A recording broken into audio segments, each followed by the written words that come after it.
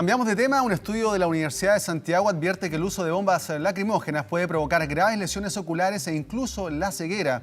Según el análisis, la piel absorbe algunos solventes que entran al sistema sanguíneo y que pueden repercutir en daños al ADN. Para conocer más sobre estas conclusiones nos acompaña Raúl Mera, académico de la USACH y autor de este estudio. ¿Cómo está, Raúl? Muy buenos días. Hola, buenos días. Bueno, preguntarle también sobre estos resultados. Estas conclusiones de este estudio son bastante preocupantes, según lo que ha dado a conocer este estudio realizado por ti. Sí, lo que nosotros hicimos en realidad no fue un estudio propiamente tal. Lo que hicimos fue un informativo pensando en difundir esta cosa en la comunidad universitaria, proteger a nuestros estudiantes, recopilamos lo que había en la literatura científica acerca de los efectos y lo que se sabe actualmente sobre estos agentes químicos. Las conclusiones, bueno, lo principal es que hay una revisión bibliográfica que se hizo en 2017, me parece, y que ellos analizan varios casos de personas expuestas y encuentran que hay alrededor de un 5% de personas con lesiones permanentes, y eso incluye lesiones oculares, ¿ya? Con el mismo agente CS, que es lo que usa Carabineros de Chile. Esta exposición continua a estos gases pueden sufrir irritación, quemadura, según este informe que tú dices, las personas podrían quedar con ceguera total. Esto, de acuerdo a la exposición, ¿de cuánto tiempo?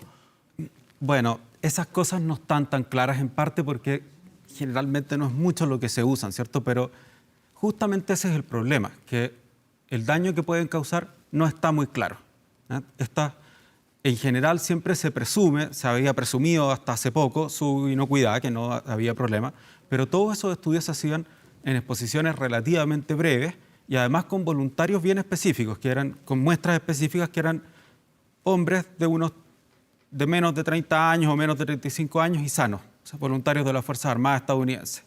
¿Cómo reacciona gente de la tercera edad, niños, mujeres, gente con asma? Eso no lo sabemos, ¿eh? Entonces hay hartas cosas que no se conocen bien y efectivamente estos agentes son bien reactivos.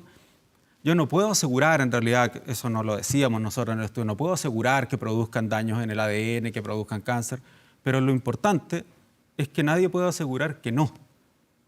Y las exposiciones son bien, yo mismo lo he pasado y mis estudiantes también, la gente puede estar expuesta por harto tiempo y también está el hecho, algunas de las lesiones eran causadas por los tarros mismos o por las cosas que usan en el fondo, para esparcir este material particulado, que no es un gas. Claro, tú decías también sobre este estudio que se ha hecho en personas, por ejemplo, en Estados Unidos, hombres de 30, 35 años, personas que están de algún modo preparadas para absorber este tipo de gases, que tienen preparación militar incluso, pero cuando se utiliza en las calles de Santiago o en calles de distintos países, donde hay niños, donde hay gente de la tercera edad, o de manera continua, por ejemplo, lo hemos visto en el sector de Plaza Baqueano, por más de 40 días, ahí las consecuencias pueden ser mayores. Sí, o sea, la gente que vive ahí está expuesta constantemente.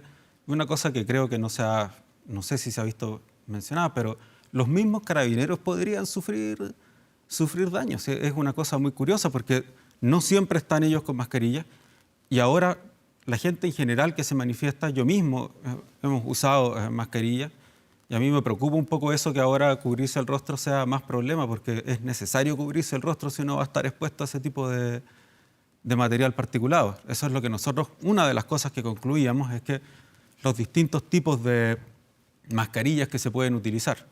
¿Qué efectos podría provocar en una persona entonces que está expuesta constantemente a qué tipo de enfermedades? Bueno, una persona asmática podría producirle problemas.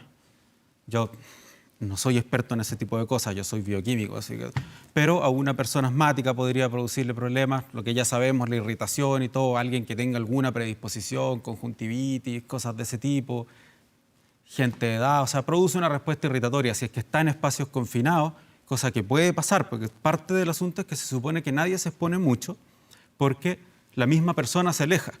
Pero si uno está en una manifestación grande, a veces no hay mucho por dónde alejarse. Entonces, esa exposición más prolongada, es difícil decir qué puede producir, pero sí hay lesiones, hay registro de lesiones incluso permanentes, dérmicas, respiratorias y oculares. Según este informe que ustedes han elaborado, ¿cuáles son las recomendaciones entonces que harían ustedes si tuvieran que recomendarle al gobierno, a seguridad, al Ministerio del Interior, de prohibir este tipo de gases lacrimógenos o mantenerlo o utilizarlo de manera más no tan continua? Mire, yo me apegaría a lo que recomiendan Yo leí hace poquito los dos informes, los de Human Rights Watch y los de Amnistía Internacional, y obviamente mi labor como científico es presentar los hechos y dejar en el fondo que el poder político, los ciudadanos, digamos, decidan qué es lo que hacer con ellos. Yo puedo decir que puede ser peligroso. Sí, yo pienso que siempre estas cosas son un balance, ¿cierto? Pero yo creo que no es conveniente su uso, por lo menos así indiscriminado. ¿Ah? Yo creo que puede ser problemático, que puede traer problemas en el futuro, porque estas cosas también, incluso los estudios más modernos son estudios de gente poco después.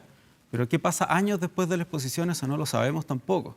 Si quizás en el futuro tengamos un montón de gente así con problemas respiratorios. No lo podemos saber. Y de acuerdo a estos informes que ustedes elaboraron, ¿tienen claro, por ejemplo, qué tipo de químicos, qué tipo de solventes se utilizan para estas bombas lacrimógenas, ¿no? ¿Y las consecuencias de estos solventes en la exposición masiva en persona? El solvente mismo es la cosa donde disolvemos, digamos, el químico mismo, ¿cierto? El producto químico, el agente, es lo que se llama el agente CS, que eso es o clorobencilidén malonitrilo, pero es una molécula orgánica y es una especie de polvito y interacciona con un receptor, y ese receptor, con un receptor que está dentro de nosotros, que está hecho para sensar justamente cosas reactivas que pudieran reaccionar con nuestro cuerpo y producir daño. Y ese receptor produce toda esta respuesta de botar todo, sacar todo del cuerpo, en el fondo, que es lagrimeo, tos, mucosidad, todo ese tipo de cosas. Es lo que produce la respuesta, digamos. Pero esa respuesta la produce justamente porque ese tipo de reactivos son tóxicos. Entonces el cuerpo tiene ese receptor para responder tratando de sacarlo. Entonces significa que el cuerpo no quiere estar expuesto a eso, en el fondo. Y obviamente en caso de mujeres embarazadas también esto podría ser mucho más grave, ¿no? Si se expone y se encuentra alguna manifestación y ahí están utilizando también estos gases lacrimógenos para disolver o disuadir a estos manifestantes. Bueno, yo no soy médico en realidad. Pero por los químicos que se utilizan. Estar expuesto a este tipo de material particulado, a este tipo de irritante, por supuesto que, bueno, nosotros hemos visto que hay riesgo de lesiones y todo. Si es que eso se agrava en el caso de mujeres embarazadas, hasta donde yo sé, no se ha estudiado. Pero ese es justamente el problema. Nosotros, si yo tuviera una empresa farmacéutica y quisiera sacar un remedio para venderlo, no es suficiente que no esté probado que no es tóxico, que no esté probado que es tóxico, tiene que estar bastante probado que no lo es. Entonces, en el fondo, el peso de la prueba está en la gente que lo quiere usar.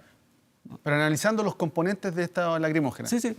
Es difícil decir a largo plazo. Pero son componentes, obviamente, que son tóxicos. Son componentes que son... Sí, o sea, la toxicidad exacta no está, como le digo, no está bien estudiada, pero son componentes que son reactivos y que en principio podrían reaccionar con proteínas del cuerpo, con la membrana celular, que esta parte como incluso quizás con el ADN, pero no lo sabemos. Yo estoy, en el fondo, especulando en base a las propiedades químicas de estas cosas. Pero si realmente ocurre, eso yo no se lo puedo asegurar. Pero el problema es que uno no tiene que asegurar. No es necesario asegurar que es tóxico. La gente que lo quiere usar tiene que asegurar que no es tóxico a largo plazo. Y eso no está claro. No está claro que no sea tóxico. Okay. Raúl, también preguntarte por estos componentes que tú decías que también no existe claridad si son o no son tóxicos, que la autoridad tendría que clarificarlo, ¿no? Es difícil también para una persona que vive, por ejemplo, en el sector de Plaza Baquedano, estar constantemente exponiéndose a este tipo de gases lacrimógenos, ¿no? Sin duda, o sea, por el componente, por la molécula. Claro, o sea, esta molécula causa esa sensación de incomodidad, esta irritación en la garganta y todo eso. Eso es por la interacción con el receptor que tiene. Y por supuesto que estar expuesto a todo eso es por lo menos molesto. Y puede producir, como le digo, puede producir problemas. Yo tengo una colega con bronquitis, que no es un estudiante, es una colega mía. Y bueno, no creo que ella en particular estuviera tirando piedras ni nada, es una señora. Y sin embargo se vio expuesta y ella me imagino que tenía alguna susceptibilidad y ahora tiene bronquitis. Y así hay varios casos. Entonces, ¿qué es lo que puede producir? Yo no sabría decirle. ¿Cuál es la recomendación que hacen ustedes también? Mi recomendación, lo que nosotros hicimos ahí, es que la gente que vaya a marchar y que en el momento en que esté sobre todo en el momento en que empiecen estas cosas, bueno, por supuesto que hay que tener cuidado con los que las suelen tirar así desde arriba. Hay que tener cuidado, evitar ser golpeado por una de estas cosas y utilizar, ojalá, utilizar algún tipo de mascarilla. Nosotros sospechamos por el hecho de que es un material particulado y eso es lo que me parece a mí mismo, habiendo estado ahí, que las mascarillas estas N95 que las venden en farmacia, ese tipo de cosas, deberían reducir la exposición. Por supuesto que una máscara de gases es lo más seguro, pero estas mascarillas desechables deberían dar alguna protección también. Y ojalá, bueno, sí puede proteger los ojos, pero eso muchas veces es incompatible con los lentes balísticos, que son más importantes. Raúl Mera, académico de la UNSACH, autor de este estudio, muchas gracias también por acompañarnos durante esta mañana. Gracias. Que esté muy bien. Chao, chao. Chao.